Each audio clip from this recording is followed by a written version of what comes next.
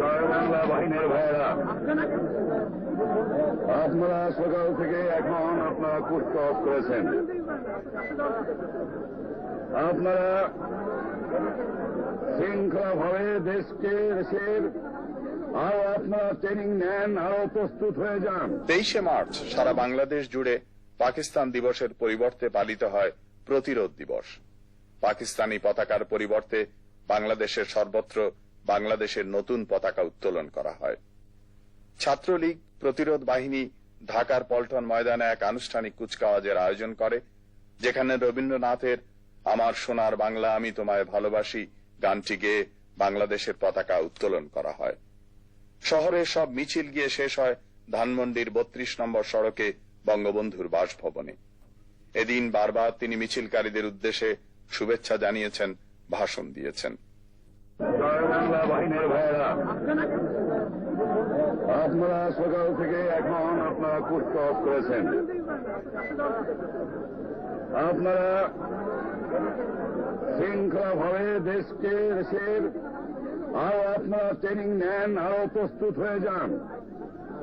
আমি আপনাদের কাছে মাত্র একটা কথা বলতে পারি,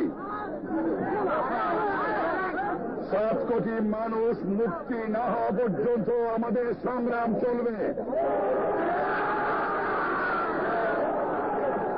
আপনাদের মনে রাখা দরকার, নীতির সঙ্গে আপোষ হয় না। যদিও আমরা শান্তিপূর্ণভাবে ফয়সলা করতে চাই, কিন্তু নীতির সঙ্গে আপোষ হয় না। এই দেশের মানুষকে আর কলোনিয়াল বাজার করতে দেওয়া হবে না, এবং যেভাবে হয় 7 কোটি মানুষকে আমাদের মুক্তি করতে হবে যে কোনো ত্যাগের বিনিময়ে।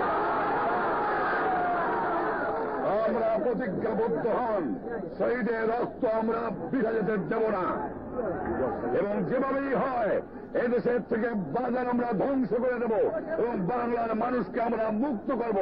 কারোর সঙ্গে মাথা নত করবো না, দরকার হয় আরো রক্ত দেব, কিন্তু বাংলার মানুষকে আর আমরা পরাধীন থাকতে দেব না।